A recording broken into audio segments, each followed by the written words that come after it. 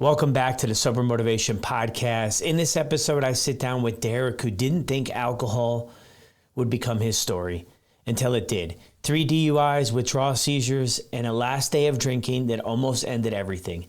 Today, he's been sober since October 22nd, 2016, and he is living proof that a complete turnaround is possible. And this is Derrick's story on the Sober Motivation Podcast. Welcome back to another episode of the Sober Motivation Podcast. Today we've got Derrick with us. Derrick, how are you? Good. How are you? I'm good, man. I'm glad to jump on here and, share your story with everybody. Yeah, looking forward to it. Yeah. So what was it like for you growing up? We grew up in the suburbs. It was a very peaceful, I'd say first 10 to 12 years of my life. I have an older brother who a couple years older than me. He started getting in a little bit into pot, which quickly turned into other drugs. And back in the early 2000s, there was a drug. It was called cold and congestion pills, but he really got into just if you eat enough of those, it would, I guess, mess him up. And that led down the road to other drugs. And during that time, I'm not sure if she had a problem prior to me being born, but my mother started drinking a bit. That kind of, as I got older, took a lot of pressure off me because all the attention was on my brother and his drug use. And then my mom, her drinking would be kind of center of attention as well. So I always said, I'm never going to drink. I'm not going to be that guy. I'm seeing what this is doing to the family, and I'm going to live my life sober. And that was at a young age. But of course, you get into a senior in high school, and I wasn't a partier, but me and my best friend, we would kind of dip into his father's liquor cabinet, and we'd go to the convenience store down the street and get orange juice and put a shot in it, have a drink and go. And I didn't really think anything of it. I didn't want more at the time. Didn't really feel like a problem until a graduation party. I kind of realized that I don't have an off switch. I drank almost a full bottle of Jameson, not partying, just we were back at his house after a party. I was sipping on it, and then he looked over and he said, "You've kind of had a lot of that." And I immediately went into the spins and had a 3-day hangover. Didn't touch alcohol again for a while. And then when I was in college, most of my friends had went away to college. I went to the community college near my house. So I was kind of adjusting to meeting new people. They kind of drank. I felt kind of awkward not drinking at different parties. So I started drinking a little bit more, and I knew it was going to be an issue when, again, the first time around, I just couldn't stop. I'm not someone that can just have a drink. I can't just have, I still can't just even have a piece of pizza. I'll eat the whole thing. So I go until I'm sleeping. And that became a problem for, I'd say, 7 or 8 months.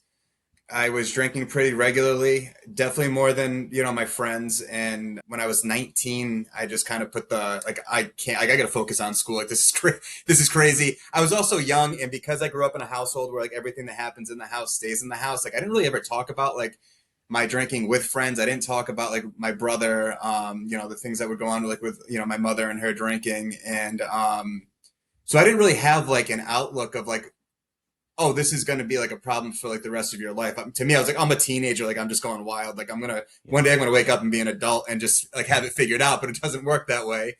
I didn't have another drink until I was 21. And by then it had been enough time where I had a new group of friends. Half of them didn't drink and half of them would party in college. So I would go to the parties, but I would drink water.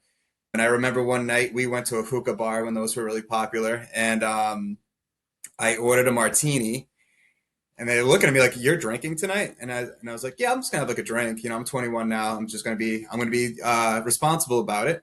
Next thing, had that, and then I ordered a second one, and "Oh, you're really drinking tonight?" I'm like, "I guess I am." And it was a big back then it wasn't "Oh, Derrick's drinking too much." It was "Oh man, Derrick's partying tonight. Let's go," because they just had never seen me drink. And it was kind of off to the races from there. I was in the restaurant business, so it was just the big hangout and drinking on the weekends, turned to drinking a couple days a week, turned to drinking every single night. When you're 21, you can drink until 5 a.m. and be up to work at 10. You can go to class. You can go through life without really anything holding you back when you're that young.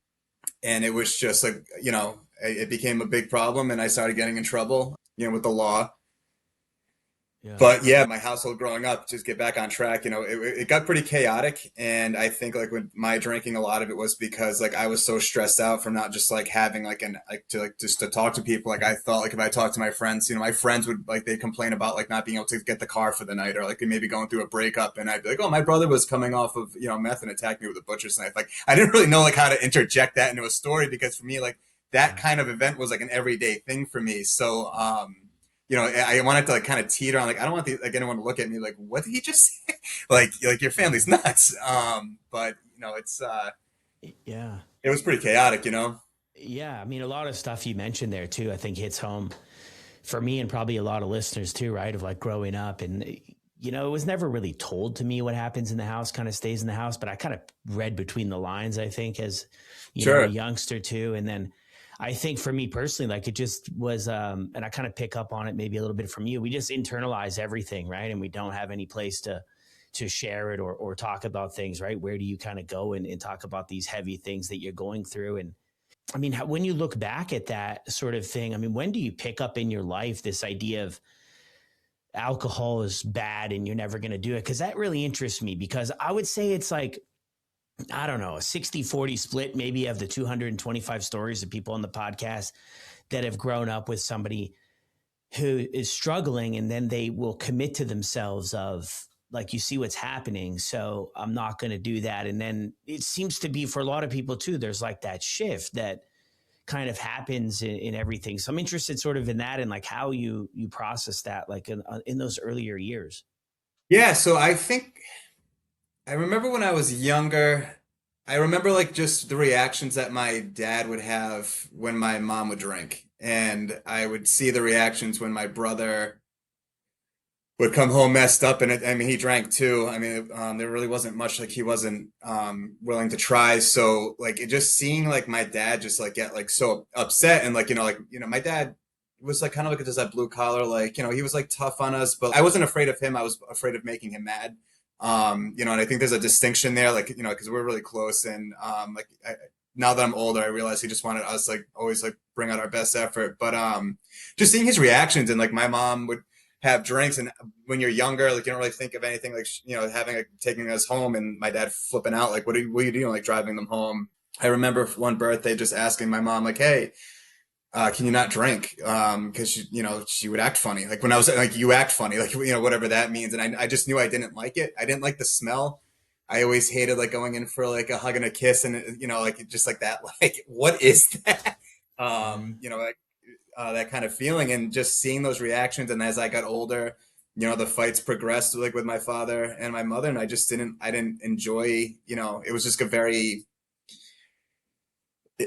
it made me just want to leave the house and just be, because like the blowouts would like happen, and when you're drinking and you start arguing, like you don't stop arguing, it's like the perfect concoction of just like a myriad of like bad things that can happen. So for me, it was like I don't want to do this. Like this is like crazy to me. But at the same time, you get that kind of feeling when you're hanging out when you're like 19, 20, and like you're with college friends, or you're trying to date, and you're like, I feel like if I tell them like I'm sober, like that's gonna like hold them back, because they could like, if you're with someone and like they're 20, 21, I don't want to like change their lifestyle. But I also don't want to be like, because it was awkward sometimes at parties. I could have like a water, or like a soda, and like, how come you're not drinking? Why are you not drinking? Why not drinking? And if you're with someone, they're like, oh, I don't like that attention. Like that's kind of like rubbing off.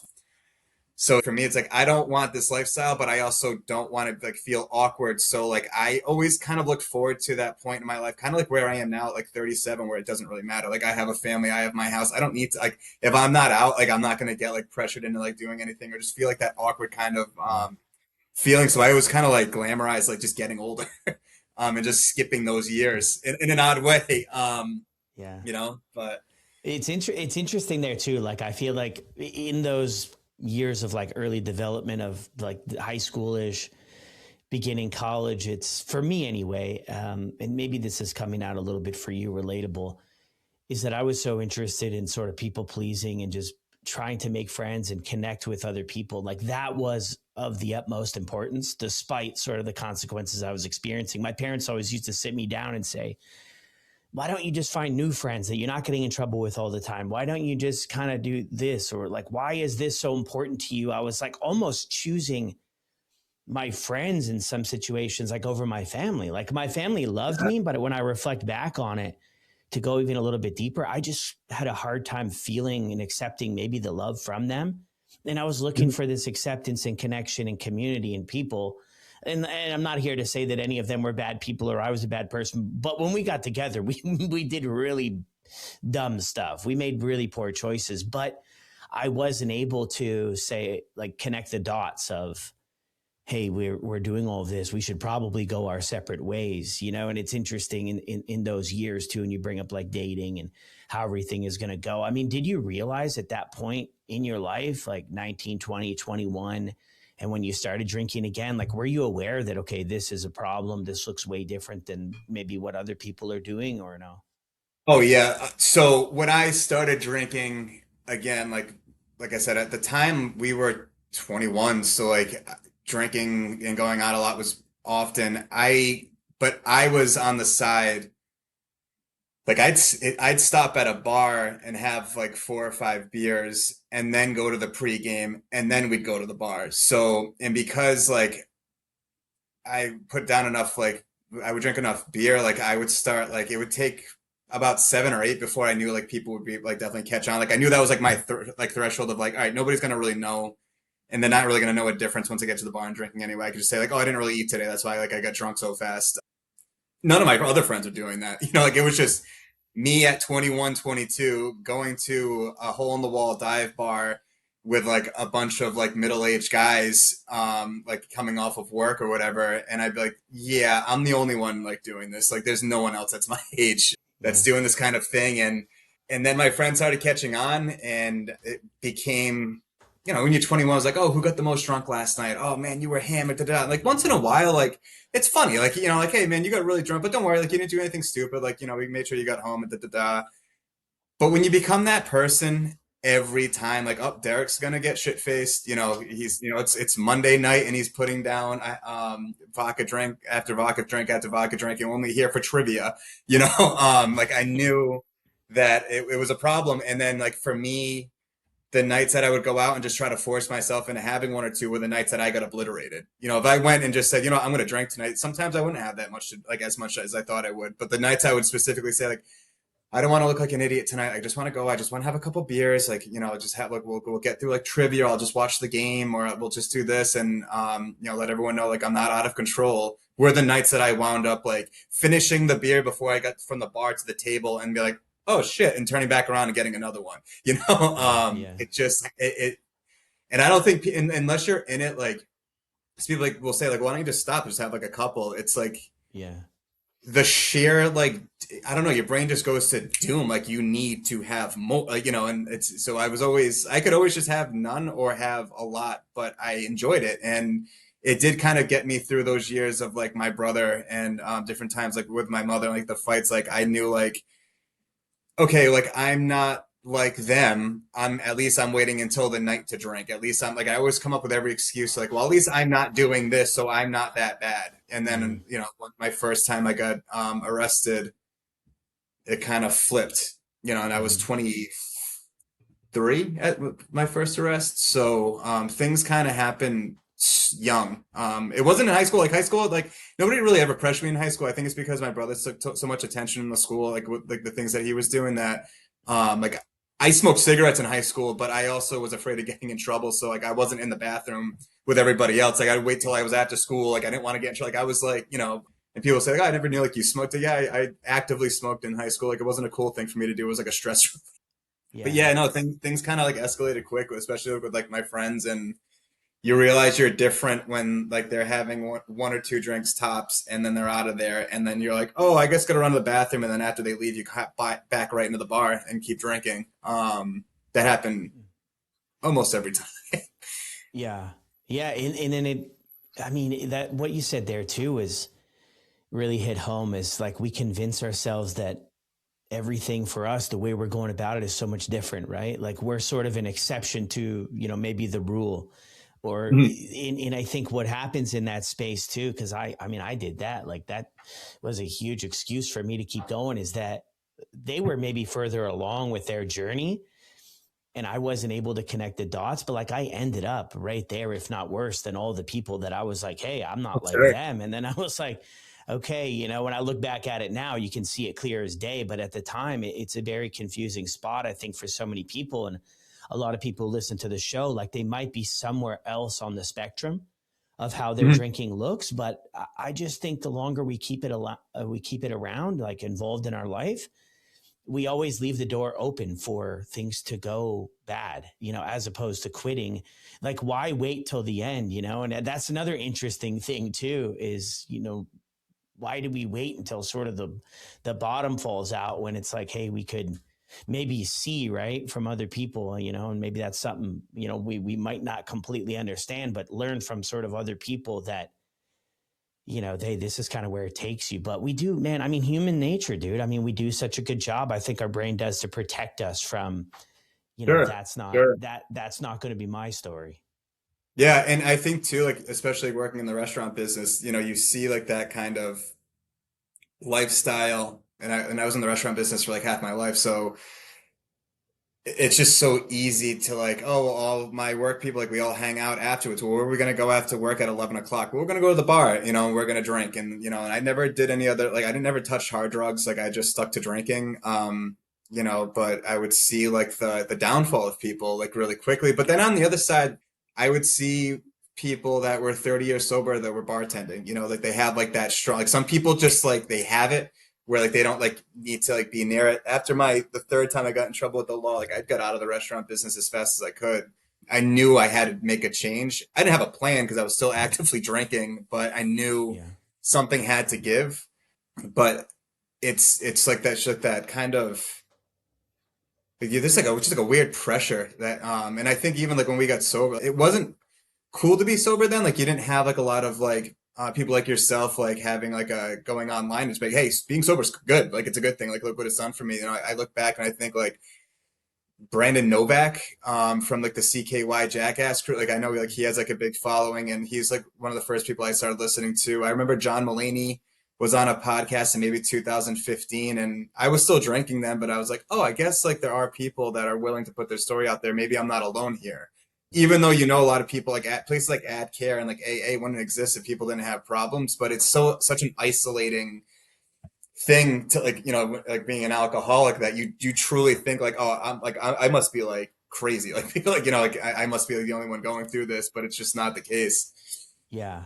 And that is so true. I mean, the landscape has changed so much, I think, with sort of the more science that's coming out and showing, people like the actual effects of alcohol, Hmm. and, how much it takes from us, even if we're not at the far end of the spectrum and experiencing all these consequences, how much it takes from our life. I mean, if I think a lot of the people around me that drink, and no judgment for them, like they do their thing, and whether they need to get sober, whatever is for them to decide. But Yeah.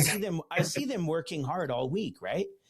And Hmm. then I see them on the weekend is kind of like, yeah, like let's drink, and then that's sort of the cycle, right? And then decades go by of work all week, drink all weekend, and still be in the same place after like 10 or 15 or 20 years. Like, how do you make any progress? I look at the weekends now so much different. Is like that's an opportunity to like be present. I mean, in today's world, I have 3 kids, so it's like I hang out with my Yeah. kids.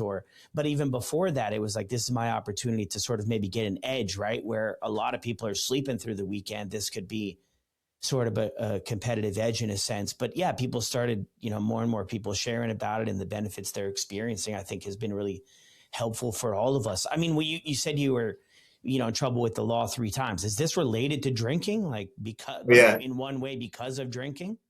Yeah, all 3 times. First time I got arrested for a DUI. I was we were drinking.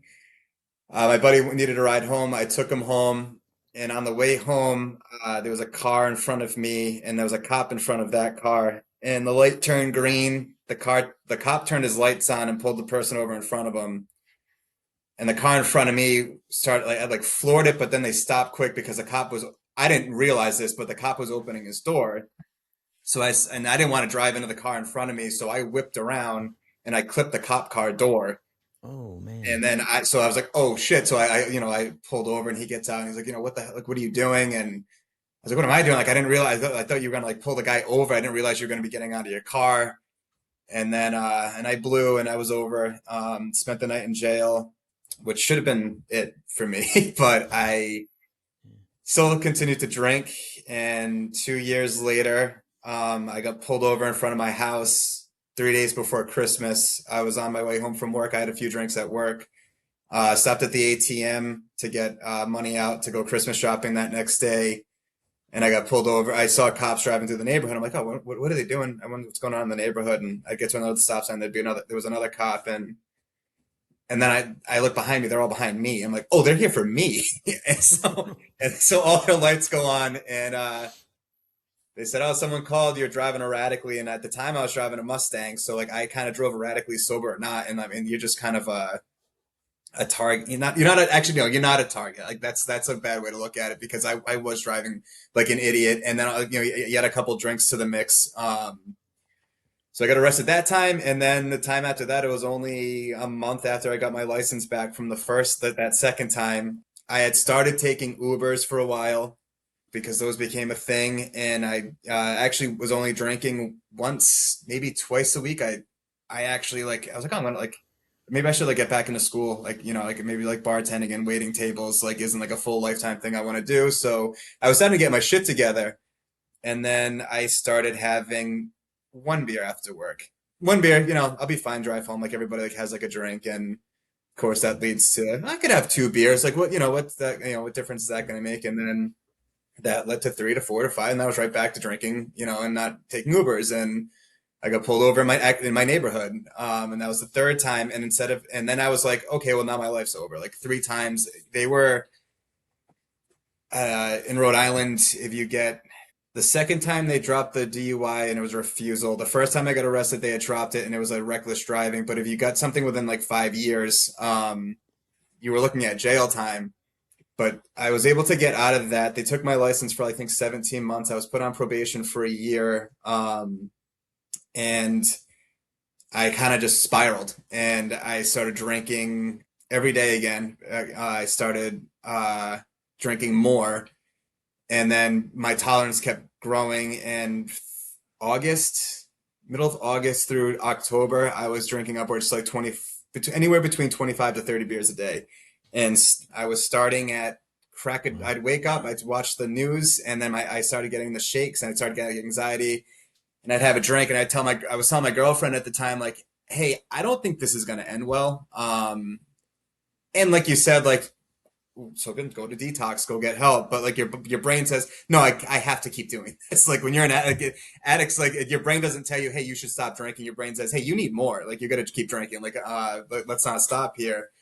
And that, then one morning I had gotten taken to the hospital to stay in the drunk tank because I was walking home from the liquor store. I fell and I couldn't get up. And a guy ended up stopping. He helped me into his car. He dropped me off at my house. I tried to walk to my girlfriend's. She lived in the neighborhood, and I fell again. And it was weird because I was trying to cut down on drinking. Now I know that I was having these mini seizures that were going on. And my body was just breaking down. And the cops came and they talked to me for a while. I actually had a really good heart to heart with the cop, and I said I gotta stop doing this. He's like, yeah, a lot of people are pretty pissed off at you right now. Your girlfriend didn't even want you over, and you're falling near her front lawn. Mm-hmm. And we had a good conversation about getting things straight. The next day I cut my beer intake down from 25 to 30 to 12. I woke up the next morning feeling really clammy. I didn't really realize how withdrawals could kill you. And I woke my girlfriend up. I was like, hey, I think we need to go to the liquor store. I'm like something bad is happening. And I'm my body's just telling me I needed a drink. And she's like, you're a piece of shit. It's 8 a.m. I'm trying to sleep. This is it. She's like, I'm done. I can't keep doing this. And I said, oh no, I completely agree. I'm out of control, but I need to get to the liquor store. Yeah. And then she took me to the liquor store. I walked in. And then I woke up in an ambulance to EMTs screaming at me what drugs are you on? What drugs are you on? What's going on? And my eyes were stinging. I'm what the hell is going on here? And I'm not on drugs. I'm not on drugs. What's going on with my face? I thought something happened to me, really bad. And they're like, well, you had a seizure. and like on your way down, you face planted into a shopping cart. So like I split like from here down like through my nose. So like there was like just blood in my eyes that they're trying to clear out, and they're trying to figure out like what I was doing. That like I had like a full blown grand mal seizure in the store, and they're like, "You did this with drinking?" And I was like, "Yeah." Like, how much do you drink? And I was like, "A lot." I was like, "I guess enough." So they take me to the hospital. I get stitched up, and the doctor was telling me, "Hey, you should really go to detox." I'm like, "Yeah, I know. Like, this is getting like way too far. But tomorrow's my birthday." I'm like, "Could I come back like Monday?" And he's like, "Well, the hospital's never closed, but like, I want you to know that if you leave the hospital, I shouldn't suggest this, but you need to go to a liquor store because this is going to happen again." And I was like, "Okay." And my girlfriend's looking at me like, "Are you serious? Like, you're not going to like take advantage of this?" I was like, "Well, my birthday's tomorrow, like turning 28, like really was going to matter." So off to a liquor store we went. We pulled into the parking lot, and I was getting out of the car, and I had another grand mal seizure.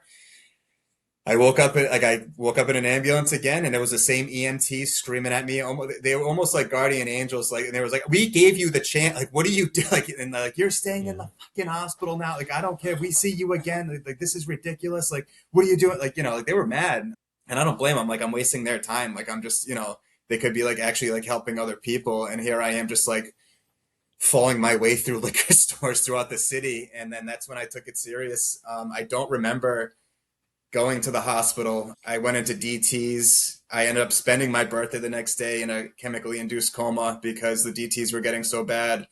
I spent the week in the hospital. And that was the last day I had a drink.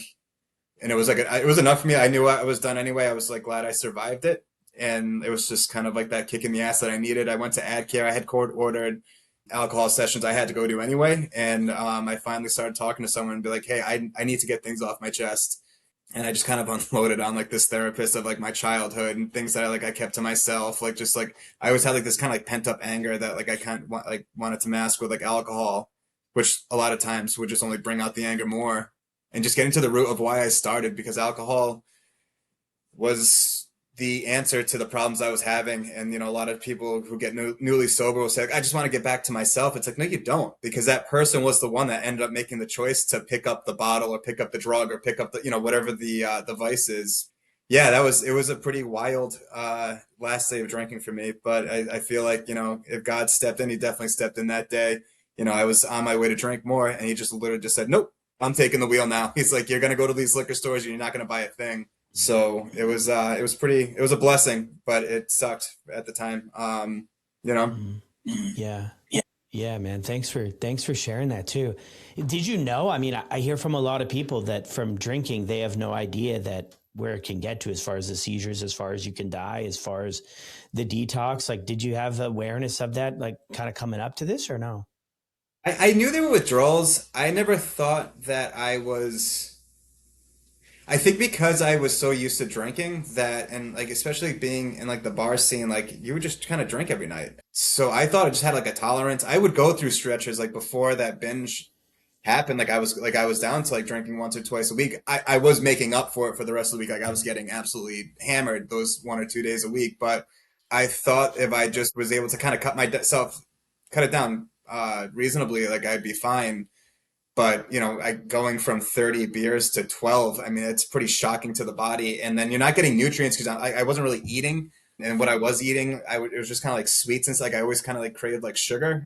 Of course, now I look it up and it's all like science and stuff. But like at the time, I didn't really know like the depths that like I didn't realize it could kill you. Yeah. And then they sent me home with Klonopin, and they said, just if you're getting anxious, just take one of these. Mm. And I never took pills, so they gave me 30 of them, and I took one. I'm like, "Oh, these make me feel great." I'm like, if I knew these things existed, I never would have drank in the first place. Yeah. And Did I you took, black out? Did you black out at all taking those or no? I didn't black out, but I was taking like 4 or 5 a day, and then Yeah. I was so ignorant to it because I finished the script in a week, and I was like, "Oh, let me just call CVS and just get more." And they were like, "You can't just get more Klonopin." I'm like, "What do you mean I can't get?" I'm like, "I was prescribed it." I'm like, "I'm waiting to like I don't have a general like I don't have a doctor yet." Like so what do I do? So I try to go to doctor's offices, and to kind of write me a script. But I was like, all right, well, I guess I just don't need them anymore. And then I started Googling what could happen if you stop taking Klonopin, and the same thing that you could stop when you stop Klonopin or benzos happen with alcohol. So I'm like, ah, shit. And like after 4 or 5 days, I went down with a seizure and I broke my collarbone. So I was like, all right, I'm just done with putting anything into my body. I'm just gonna Yeah. keep to my cigarettes, and I got into ice cream at night instead of alcohol, and then put on a lot of weight, and that wasn't the answer. Mm. But yeah, like that first year of sobriety was really, it was tough. It was dark. It was humbling. I think it's necessary to kind of have that panic of like, oh man, I just feel like I need to catch up like with life, and I need to like get myself in gear. And I think it's important to spend time with yourself, because I left the restaurant business, so I didn't have experience working anywhere else. I got a job going door to door, not selling roofs, windows, and siding, but selling appointments for the real salesman to get like to go in and sell roofs. Pretty much a pyramid scheme of like those door to door people. And my coworkers were like 16. I was 29, 28, 29. Mm. But I needed to work. I needed to like make money. And then my wife was in banking, and she kept telling me like, oh, well, just like maybe try out for like entry level positions places at like different banks. And I'd have interviews, and I was literally being laughed at in the interviews because I just didn't have I never interviewed for corporate before. I ended up taking real estate classes, and then I got an interview for an entry level loan processing position. And I was told like, hey, the only reason why I'm interviewing you is because you went to real estate school, and I worked in mortgages, and I love like real estate. And then I was like, all right, well, here's my chance. And they gave me the opportunity, and I just never looked back. And I've been in banking now for about it'll be 8 years in March. Wow, dude. So Yeah. when was it that you got sober? Like what year is that? You said when you were 28? Yeah, so it was October 22nd, 2016 was the day of the liquor store seizures. Yeah. And I've been sober ever since. Yeah. Great job on that, man. I mean, what a turnaround from the way things were. So the girlfriend you're talking about here that brought you to the liquor store and was part of your life, is that your wife now? Yeah, yeah, she God Wow. bless her. I mean, we grew up together, so I think maybe that's probably why she didn't like get out of town. And I wouldn't have blamed her even if she did. If she was very close. She was leaving me that day. But I started learning to just kind of open up to her about like different feelings I had, because I always just kept like my feelings. Like nobody really knew anything about like my family like dynamics. I never really talked about that kind of thing. She knew because she was friends with my brother growing up. But I just started talking about my feelings a little bit more.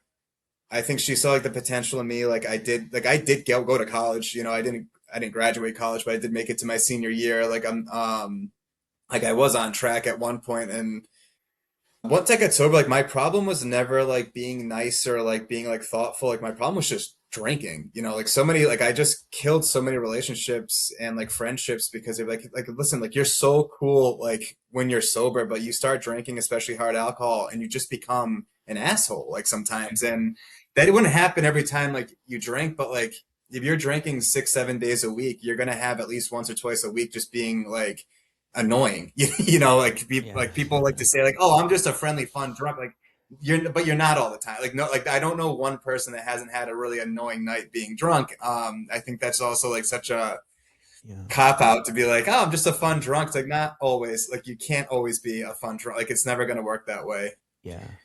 But yeah, no, but we worked out, and she had 2 kids prior, and I think that also helped me because it kind of gave me instant responsibility like as I got sober. And I used to like spend a lot of time, I still do like spend a lot of time with them. And then we had our own son 5 years ago when I started like writing the book. But yeah, now it's that first year was tough, and then after that it was kind of more of like I'm not worried about getting drunk. I'm worried about like just maintaining like my well-being and what that looks like. And eventually like I quit the cigarettes. But yeah, no, yeah, Yeah. we wound up getting married, and we went through a lot. And I think like I think like she was sent to me to like fix me, like, and nobody was able to like get to like that point. And she stuck through. Yeah. Yeah, that's cool, man. How that, because you always wonder too. I don't know, man. I can't help but wonder all the people in my life and the things that I put them through, sort of in the mess or the mix of things. And I'm like, I mean, I don't know, man. I would like to sit here and say I would be able to stick around for it, But part of me is like, I don't know if I would be able to. So those people who do stick around, like, that's just incredible, man, that they, Well, and then especially you get sober and it's like you're kind of sitting there like, okay, like, do you know me? We've been together for this long, but it's like now you have to get to know me through another way. And I had to get to know you because I've spent most of my time like drunk and like not that I don't remember things, but there's a lot like I didn't remember like about like things that you'd say, and it's like you kind of like start again, and it's like, is it worth it? You know, and for me it was, and luckily for her it was too. But yeah, no, it yeah, was definitely dicey for a little while there though, because it's like. Because I know you're a pain, like I was a pain in the ass the first year I was sober. Like everything, you know, I had so much anxiety going out to eat, being around alcohol, being around like people drinking, and like it took a while for me to be comfortable around alcohol. And I think a lot of it too is because I was also trying to like establish myself in like a job and a career and stuff like that. So it's like it was like a perfect concoction for like I was having like panic attacks like out in public a lot. And sometimes the only thing that fixes that is time, and like really just like getting time in under your belt. Like I got through the first year and I was like, okay, I'm still here. Like, you know, I'm not like dying. Like, there's nothing too bad happened. I had to lose some weight because I was eating ice cream every night. But, and then the second year was easier, and the third year was easier, and the fourth, and it just kept getting better and better. But always in the back of like my head, like one sip of alcohol can take me right back to 10 years ago.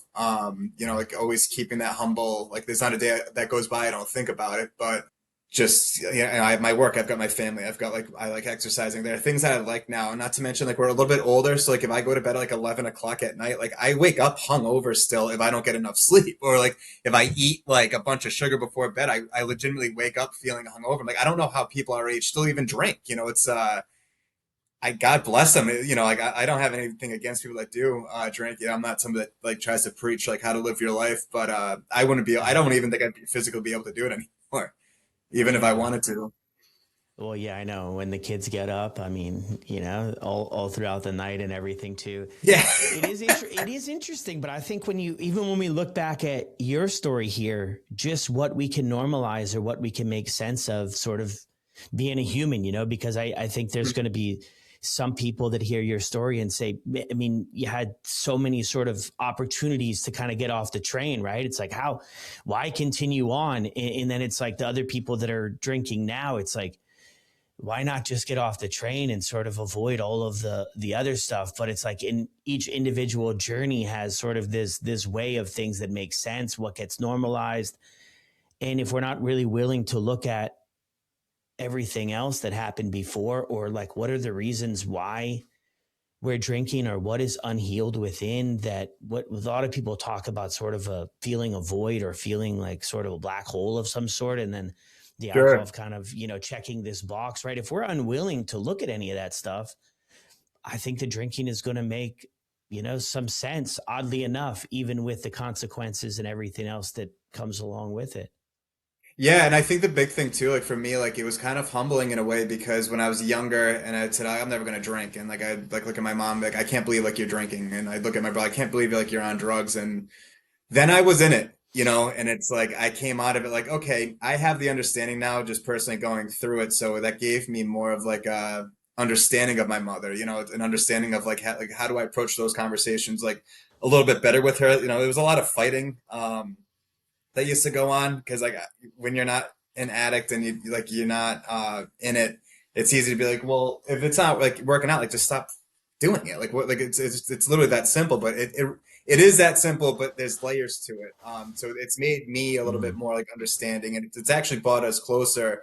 You know, it's not like I don't have a close relationship with my parents. Like we are like very close. It's just it's very taxing, you know, especially like with my brother. He lives out in California now, and like even him, like I've kind of gotten an understanding with him. Like we don't like speak like that like too often, but you know, I know like he still like sometimes struggles here and there, but it makes me more open to be like, well, let's talk. Like if you want to talk, like Yeah. instead of being like figure your shit out, like you know, like which is it's like a lot of people kind of just say it's like, all right, well, what's going on?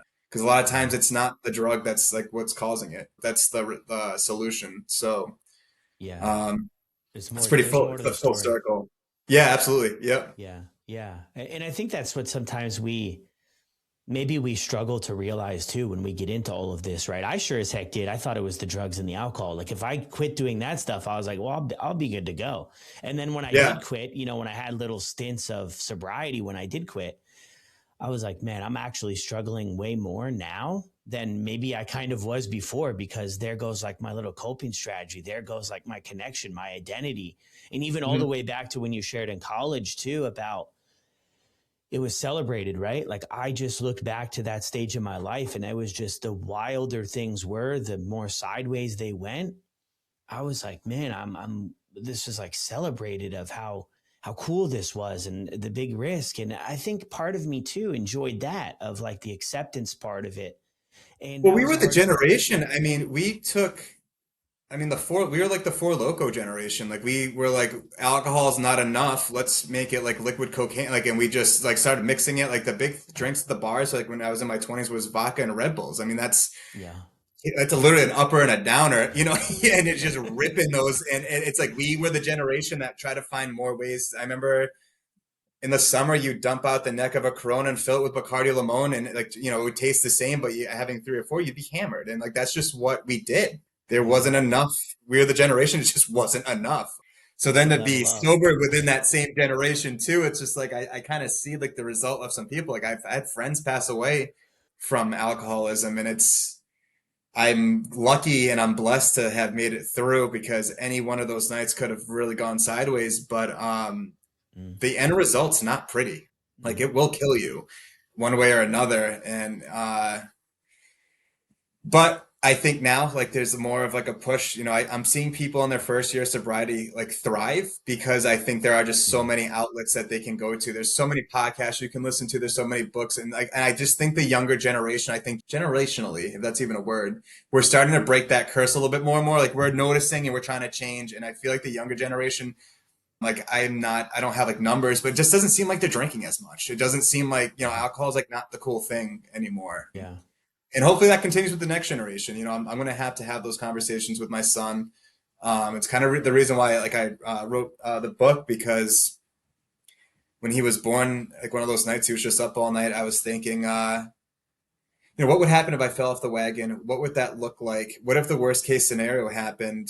And then what if I had to see it? Because it was during the COVID lockdown too. So like Mm, being locked in like your house, like we were already kind of there. So like I just like wrote a book about a guy that dies in a drunk driving accident, and he's forced to watch his family kind of grieve, move on, and that kind of goes into his own like backstory of like his life, and then like what happens with his son as time goes on. And it's really a generational. That's another thing. Like I wish I had known growing up. I thought like my brother's an addict. My mother's, she struggles with alcohol. Like I've had like old like aunts and uncles struggle with it. But I wouldn't, right? Because it's just like an individual thing. But sure enough, I fell into the hole, and everyone thinks they're like the odd one out. It's not going to affect them, but mm. it is, it does, one way or another. Yeah. Yeah. And that's a really good point to hammer out there too, is yeah, I mean, it can affect anybody. I think there's a lot of numbers that say if you grow up in a home like that, even if you have that mindset you did, if you grow up in a home where people are struggling with drinking, alcoholism, whatever it is, then like the stats, the numbers are increased, for people coming out of those environments too. Interesting with the book too. I mean, writing that, coming up with that idea and writing it, is that what inspired you to it? Is like, hey, what if I fell off the wagon? What would it look like? Like, what really sparked you sort of in the direction? And what's the name of the book? And like, I'm really interested to hear sort of more of that, because it seems like a really heavy approach to all of this, right? I mean, Mhm. Yeah. So the book's called The Dog Bowl, and the inspiration kind of came out of like I always loved writing. Like if there's one thing I knew I was good at, like it was writing. I'd never really followed through with it. Like I took writing classes in college, but like there was you're always told like there's no money in it, so like I didn't really pursue it that much. And then I was like 31, 32 at the time, and I was at that age where I was like I never really explored like writing, and I don't want to be that guy that just never tries. mm, And then I was thinking, and then that kind of rolled into me thinking about, like what if like my son was born? I'm like, man, like I'm at the time was almost 5 years sober. And I was like, that's a good amount of time, but like I could like what if I fell off the wagon? And like what if like something happened to me? Like what if he fell down that path? And by writing the book, I kind of felt like I got a lot off my chest of just like the feelings that I had in my head that aren't always easy to like articulate. But if I wrote a story about someone going through it, it made it like it seemed like it made it easier for me. So I sat down, I thought of like I knew where I wanted to go with the story, and I just started typing. And every day for a few weeks I'd type more and I'd like knock out chapters, and then I brought it to an end and I was like, I think I have a manuscript. And I reached out to like 10 people and I was like, hey, I wrote a manuscript. Do you want to read it? And every one of them said, yeah, yeah, yeah. And then I heard back from zero of them because, trying to get people to read like a book, especially like a rough draft of something, it's not the easiest thing. But I hired a developmental editor, and then life kind of happened. I think a lot of insecurity happened because I don't know. I think a big part of like people who suffer with addiction, like there's like this like, really big like insecure aspect. So I sat on it for a few years, and then now that I'll be 10 years sober this October, a couple months ago, I was like, I can't just sit on this. Like I feel a responsibility. Like I need to be helping out other people. I was blessed enough to get out of addiction. I need to like see where I can kind of get into other areas to like help others, whatever that may look like.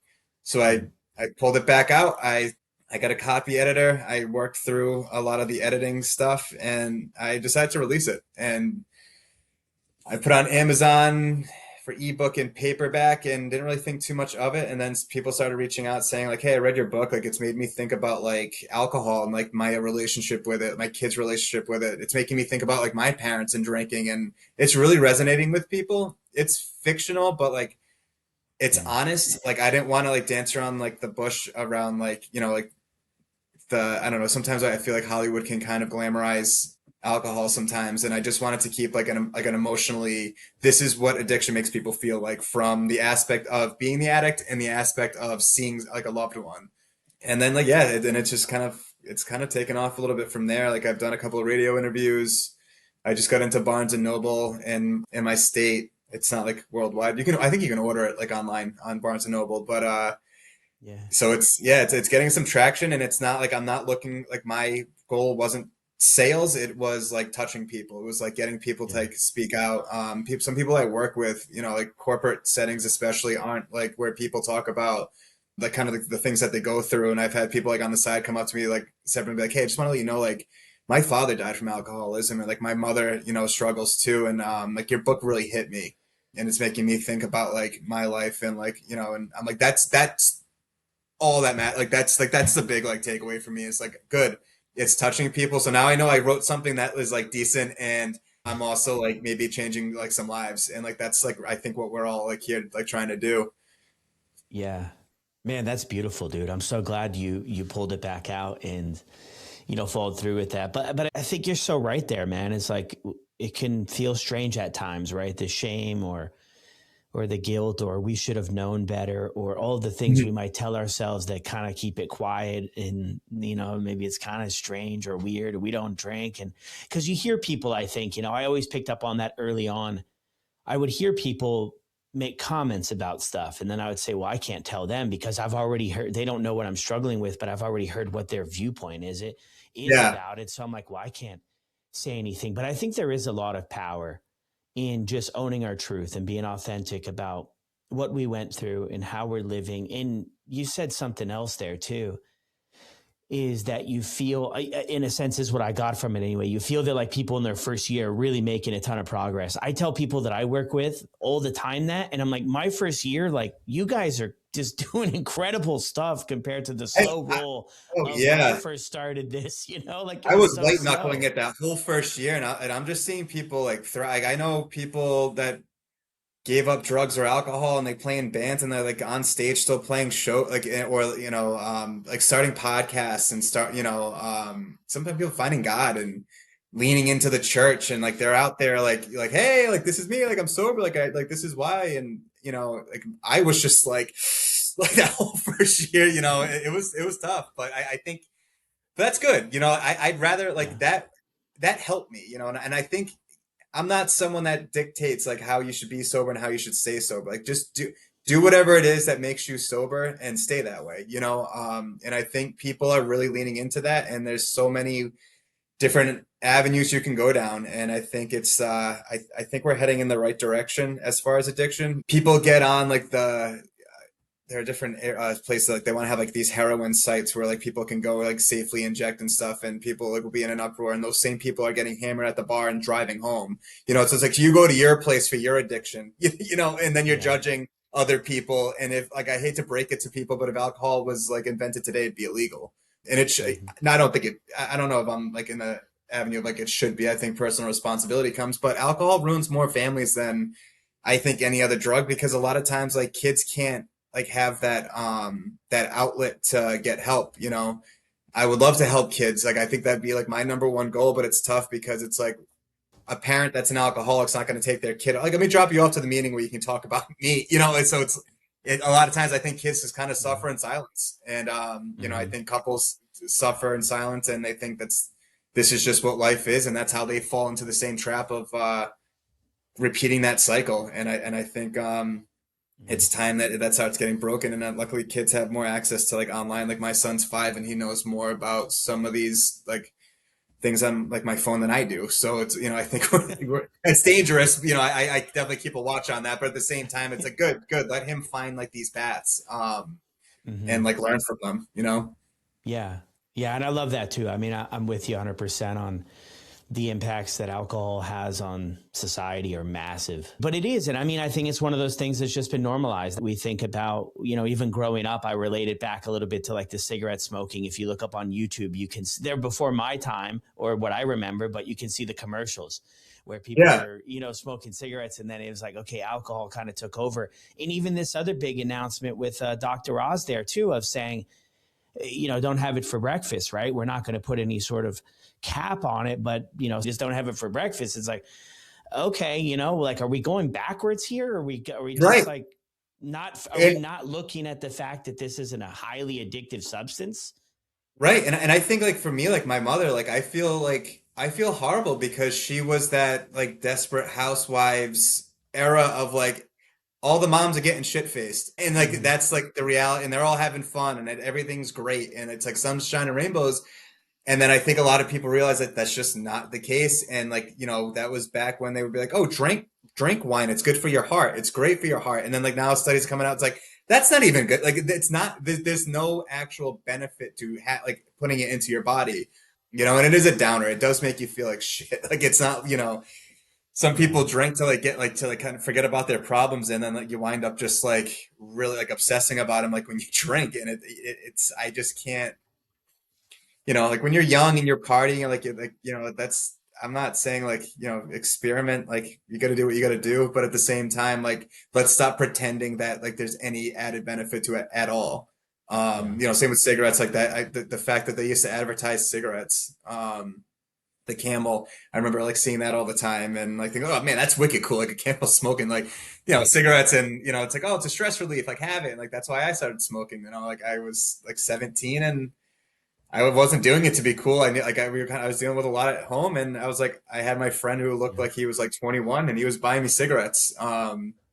So it's, you fall into those like advertisements, but it's the same with food too, man. Like I try to eat like healthier, and you'll see like Honey Nut Cheerios. Oh, it's heart healthy. And then you look at a box and it's got the same sugar content as Lucky Charms. Like it's, you know, people fall for like these advertisements, and there's no regulation to it. So why, you know, unfortunately, that's why like I just feel like so many people are just so unhealthy these days. And like you said, like how are we going backwards?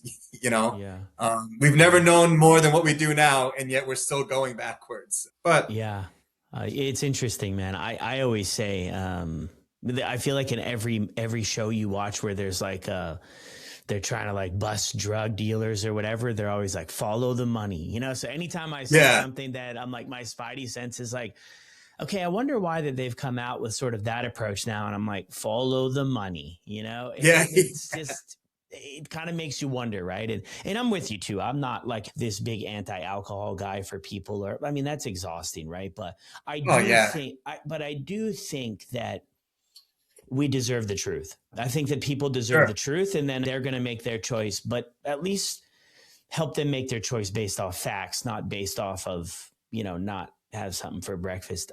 Thank you, Derrick, so much for jumping in, man. So you can grab the Yeah. book, The Dog Bowl, on Yeah, so Amazon. this is what it'll look like because I know it's got a kind of an odd title. If you search it on Amazon, you're gonna literally have dog bowl show up, and then the book will be there. But yeah, no, I hope. So there's a part in the book where the main character kind of realize because he doesn't realize like he's dead at first, and there's a big part of the book where like everything changes and involves a dog bowl. Oddly enough, so yeah, jump in, take a read. It's a fun ride. It takes, like a deep look into addiction. Like I like have like being funny and stuff. So like this, I do kind of put a little bit of humor in it just to kind of keep it from like the dreadful like realities of it. But at the same time, there's a good message. And yeah. Yeah, awesome, man. Yeah, The Dog Bowl. And you mentioned there too earlier to end with this too, like it's a fictional book, but would you feel it's safe to say you put a lot of sort of your experience or what you've seen kind of weaved in there too? Yeah. There's some definitely stories in there that are roughly based off true stories. And it doesn't shy away from, to write a book, you kind of have to exaggerate a little bit, like characters a little bit more extreme than, like just to, in a fictional book to keep it interesting. But there's definitely a lot of like similar stories that like I went through that like kind of come out in the book. Like anyone that knows me that reads the book will be like, oh, this is kind of rough. Is this like a memoir, like disguised as a fictional book? But the first manuscript I had it like I really like kind of cut it down to like no, this isn't about me. It's not about my family. It's my I have a great relationship with my parents and stuff. So, but there are similarities like from like family dynamics that are definitely like intertwined in, and I think that's why it's resonating with people because the book is honest. It's fiction, but it's honest. Nobody will read it and be like, this isn't like realistic to what actually alcoholism is. Like you'll if you're in that world, like you'll definitely pick up on some of the nuances. Yeah. Beautiful, man. Even you saying that too, of like adding another edge to it, just hearing your story, I'm like, man, you know what I mean? Like it's a wild ride and Yeah. everything you've been through. I'm like, okay, I'm going to have to pick up The Dog Bowl to, see what it's all about, man. Thanks again, dude. Anything for closing you want to mention? I think I'm good, man. Like I really just like appreciate like you taking the time. Like I kind of like I've been following you on Instagram and I was like, I wrote the book and I was like, do I reach out? Like I don't want to look like an idiot. Just be like, hey, I wrote a book and you don't know me. But I really appreciate you reaching out and I think what you're doing is great and I'm hoping to get there and reach people like through my like avenues and I think changing lives if that's what the goal is and we're doing right. Yeah, 100%, man. Really enjoyed connecting today. Thank you. Yeah, definitely. Thank you. Appreciate it. Hey, if you made it all the way to the end, thank you so much. Don't forget to leave a review. Spotify, Apple, thumbs up on YouTube. Wherever you're listening to the show, it helps out so much. I'll drop Derrick's contact information down in the show notes below. You can go ahead and contact him if you were able to connect with any part of his story or check out his book. And I'll see you on the next one.